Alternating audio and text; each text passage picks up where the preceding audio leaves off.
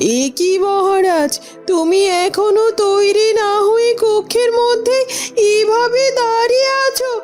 আজ এই রাজপ্রাসাদে শুভ বিবাহ অনুষ্ঠিত হচ্ছে। রাজ্যের সবাই সহ রাজপ্রাসাদে সবাই কত খুশি। অবশেষে এত অপেক্ষা করার পর আমাদের সেই কাঙ্ক্ষিত দিন উপস্থিত হয়েছে। আজ চাঁদনির সাথে আমার বিবাহ।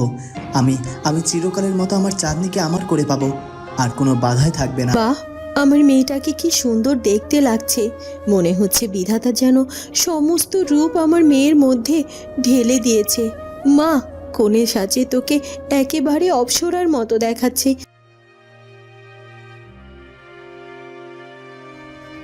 মহারাজ যে কোথায় গেল? অতিথিদের সাথে তাকে তো দেখতে পেলাম না, আর রাজপ্রাসাদের তেমন কোথাও তো তাকে দেখলাম না। কোথায় যে গেল? আর রাজপ্রাসাদের যেসব জায়গায় তিনি যায় সেসব জায়গায় তো তিনি নেই। তাহলে কোথায় যেতে পারে সে? এক কাজ করি, একটু বারান্দায় গিয়ে দেখি তো। বারান্দার ওদিকে তো মহারাজ থাকতেই পারে, কিন্তু এখন আবার এই সময় বারান্দার ওদিকেই বা কেন যাবেন? তারপরও একবার গিয়ে দেখি না হয়। এই কথা বলে ফুলকুমারী আর একটু দেরি না করে বারান্দার দিকে এগিয়ে যায়।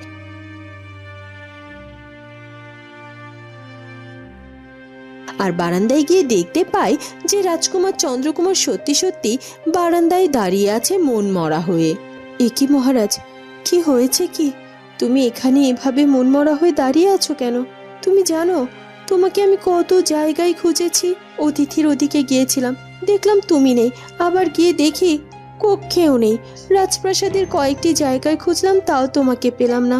আর তুমি এখানে এভাবে প্রস্তুত না হয়ে বারান্দায় দাঁড়িয়ে আছো। কি হয়েছে বলো? না না, কিছুই হয়নি। এমনিতেই শরীরটা ভালো লাগছিল না, তাই ভাবলাম বারান্দায় এসে একটু প্রকৃতির হাওয়া অনুভব করি। এ কি মহারাজ, তোমার চোখে জল? তুমি কাঁদছিলে? কই না তো, আমি তো কাঁদছি না। আসলে তুমি যে কি বলো না, আমি কাঁদবো কেন? এমনিতেই আমার মনে হয় কোনো কিছু উড়ে এসে চোখে পড়েছে, তাই চোখ থেকে জল বেরিয়ে আসছে। না মহারাজ না, কোনটা সত্যি তোমার চোখের জল আর কোনটা তোমার চোখের জল না সেটা আমি খুব ভালো করেই বুঝতে পারি। কতটা বছর ধরে আমি তোমার সাথে আছি, তোমার ভেতরে কখন কি অনুভূত হয় সেটা আমি জানি না। আমি জানি তুমি সত্যি সত্যি কাঁদছিলে, আর কেন কাঁদছিলে সেটাও এখন আমি বুঝতে পারছি। নিশ্চয়ই চাঁদনির বিবাহ দেখে তোমার কষ্ট হচ্ছে, তাই তো? না ফুলকুমারী, আমার চাঁদনির বিবাহ হচ্ছে প্রীতমের সাথে। এটা কত আনন্দের ব্যাপার বলো তো। আসলে মেয়েদের তো কোনো একদিন শ্বশুর বাড়িতে যেতেই হয়, কিন্তু তারপরও মনে হচ্ছে আমাদের মেয়েটাকে আমরা খুব বেশি দিন কাছে পেলাম না। এত অল্প সময়ের জন্য আমাদের চাঁদনিকে মনে হয় পরিপূর্ণ ভালোবাসা দিতে পারলাম না। মহারাজ, চাঁদনি বড় হয়েছে, বিবাহের বয়স হয়েছে। এছাড়া তো আমরা চাইলে ওকে আমাদের কাছে রাখতে পারবো না। আর তাছাড়া প্রীতম এবং চাঁদনি দুজন দুজনকে ভালোবাসে, আর ওদের কত বড় একটা আনন্দের দিন আজ বলো তো। আর তুমি তুমি তো এভাবে মন খারাপ করে আছো। দয়া করে এইভাবে মন খারাপ করে থেকো না। হাসি মুখে কন্যা দান করতে হবে তোমাকে। আর তাছাড়া তুমি তো এখনো পোশাকও পরিবর্তন করনি। ওদিকে হয়তো আর কিছুক্ষণের মধ্যেই বরযাত্রী চলে আসবে। চলো, এক্ষুনি প্রস্তুত হয়ে নিতে হবে, আর হাসি মুখে নিজের মেয়েকে বিদায় দাও। আর তাছাড়া আমরা যদি এভাবে ভেঙে পড়ি তাহলে চাঁদনির কি অবস্থা হবে একবার ভেবে দেখেছো? এরপর কেটে যায় বেশ খানিকটা সময়। ওদিকে চন্দননগর রাজ্য থেকে বরযাত্রী রূপনগর রাজ্যে এসে পৌঁছেছে, আর সবাই তাদেরকে স্বাগত জানাচ্ছে। আসুন আসুন, আপনারা, আপনাদের পথে আসতে কোনো অসুবিধা হয়নি তো? না চন্দ্রকুমার, পথে আসতে কোনো অসুবিধা হয়নি। আমরা খুব ভালোভাবেই রূপনগর রাজ্যে পৌঁছাতে পেরেছি, কিন্তু এখন আমার এই রাজপ্রাসাদে পৌঁছে একটু অসুবিধা হচ্ছে। অসুবিধা হচ্ছে? কিসের অসুবিধা? আমাদের কি কোনো ভুল হয়েছে নাকি? কিসের অসুবিধা বুঝতে পারছো না? এই যে আমরা রাজপ্রাসাদে প্রবেশ করতেই যে তুমি আপনি আগে শুরু করেছো, এটা কিন্তু আমার মোটেও ভালো লাগছে না। আপনি আগে তো করতেই হবে। আমার রাজপ্রাসাদে আমার পরম আত্মীয় এসেছে। আমার হবু বেয়াইকে যদি একটু আপনি আগে না করি তাহলে কি আর চলে? আগে আপনি আমার বন্ধু ছিলেন, এখন তো আমার বেয়াই মশাই, আমার পরম কুটুম। আরে রাখো তো তোমার পরম কুটুম। প্রথমত তুমি আর আমি দুই বন্ধু, আগেও যেমন আমরা দুই বন্ধু ছিলাম, এখনো বিয়েই হয়েছে তাতে কি হয়েছে, আমরা সব সময় দুই বন্ধু হয়ে থাকব, আর আমাদের দুজনের সম্পর্ক কখনো পরিবর্তন হবে না। তাই এসব আপনি আগে বন্ধ করে আমাকে তুমি করেই বলো। হ্যাঁ, আর শুধু তাই নয় ফুলকুমারী, তুমিও কিন্তু আবার আমাকে বেয়ান বলে ডাকা শুরু করে দিও না। আমি কিন্তু তোমার মুখে বেয়ান ডাক শুনতে চাই না। আমি যেমন তোমার দিদি ছিলাম তেমন তোমার দিদি হয়েই থাকতে চাই। হ্যাঁ হ্যাঁ, আমিও সেটা চাই। আমিও চাই না যে আজকের পর থেকে আমাদের সম্পর্কে কোনো পরিবর্তন হোক, সব কিছু যেন আগের মতোই থাকে। ফুলকুমারী, আমরা না চাইলে কিচ্ছু পরিবর্তন হবে না। শুধুমাত্র তোমার মেয়েটাকে আমি আমার ঘরে নিয়ে যাব, এতটুকুই আর কি। আর বাদ বাকি সব আগে যেমন ছিল ঠিক তেমনটাই থাকবে। আমিও সেটাই চাই, তবে একটা জিনিস কিন্তু পরিবর্তন হবে। সেটা হলো, এতদিন তো প্রীতম আমার ছেলে ছিল, আর এখন থেকে শুধু সে আমার ছেলে নয়, আমার ছেলের সাথে সাথে সে আমার মেয়ে জামাইও আর কি। হ্যাঁ হ্যাঁ, এতদিন আমরা সবাই মিলে তো এটাই চেয়েছিলাম। অবশেষে আমাদের স্বপ্ন পূরণ হতে চলেছে। হ্যাঁ হ্যাঁ দিদি, ঠিকই বলেছ। তবে এখানে আর তোমাদের এভাবে দাঁড় করিয়ে রাখবো না, চলো ভেতরে চলো। চাঁদনিকেও প্রায় প্রস্তুত করা হয়ে গেছে, আর আমি বিবাহের কাজেও দেরি করতে চাই না। যত তাড়াতাড়ি সম্ভব আচার অনুষ্ঠানগুলো আগে করে ফেলি, তারপর নিয়ম মেনে ওদের বিবাহ যত তাড়াতাড়ি সম্ভব সম্পন্ন করতে হবে।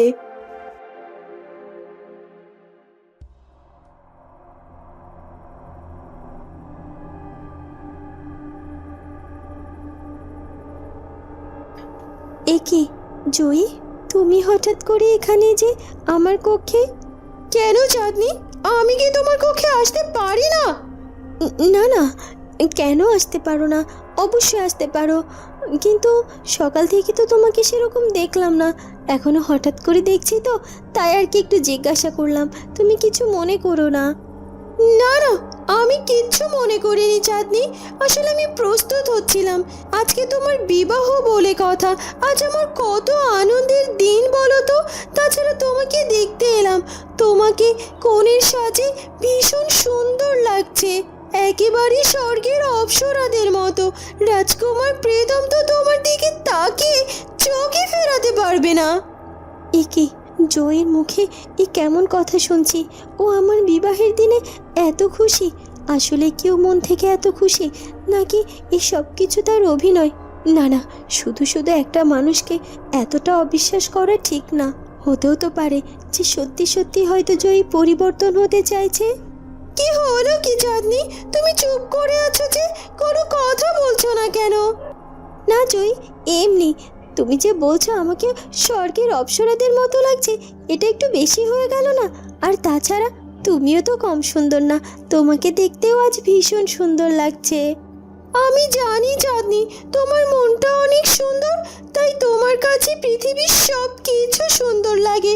আমি প্রার্থনা করি তোমার জীবনটা যেন অনেক সুন্দর হয়। তোমার বিবাহের শুভেচ্ছা। তোমাকে অনেক ধন্যবাদ জয়ী।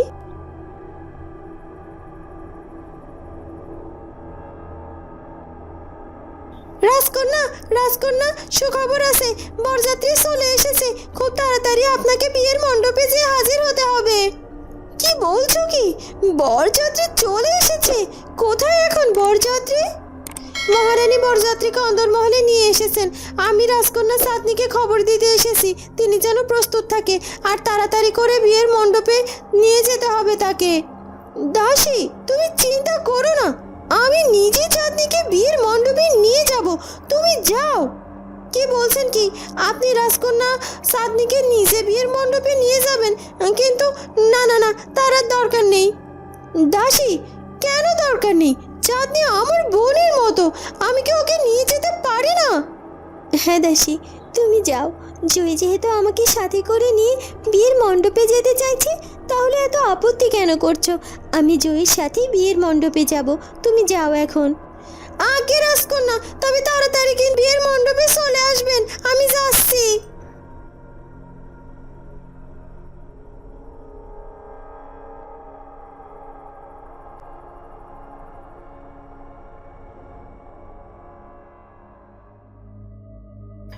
আজ রাজপ্রাসাদে বিয়ের বাজনা বাজছে, ওই চাঁদনি আর প্রীতমের বিবাহ হচ্ছে, আর আমার কন্যা নিশ্চয় ভীষণ কষ্ট পাচ্ছে, হয়তো ঘরের কোণে মুখ লুকিয়ে ডুকরে ডুকরে কাঁদছে। সেনাপতি মশাই, এটা কি হয়ে গেল? আমরা তো সব সময় চেয়েছিলাম আমাদের জয়ীকে অনেক ভালো রাখতে, ওকে পৃথিবীর সকল সুখ একত্র করে এনে দিতে, কিন্তু এখন তো আমাদের জয়ী সুখ তো দূরের কথা, সে তো ভীষণ কষ্টের মধ্যে আছে। আমি যে আর সহ্য করতে পারছি না। আমরা তো শেষ পর্যন্ত আমাদের মেয়েটার জন্য কিচ্ছু করতে পারলাম না।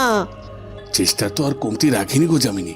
প্রথম দিক থেকেই পরিকল্পনা করে আমাদের জয়ীকে রাজকন্যা বানিয়ে তার জীবনের সুখ আহ্লাদ দিয়ে দিয়েছিলাম। ভেবেছিলাম অবশেষে রাজ সিংহাসনটা দখল করে সারা জীবন আমার জয়ী সুখী হয়ে থাকবে, কিন্তু সেই পরিকল্পনা সফল হলো কই? আসল রাজকন্যা চলে এলো আর সব জানাজানি হয়ে গেল, আর আমরা এভাবে কারাগারে বন্দী হয়ে গেলাম, যার কারণে এখন আমাদের মেয়েটি এভাবে কষ্ট পাচ্ছে। সেনাপতি মশাই, এখান থেকে কি কোনোভাবে বের হওয়ার পথ নেই? আমরা কি এভাবে এই কারাগারে বন্দি হয়ে থাকবো? আমরা কি কোনোভাবে আমাদের মেয়ে জয়ীর সাথে দেখা করতে পারবো না? জানো জানো তুমি, জয়ীকে না দেখলে আমার ভীষণ কষ্ট হয়।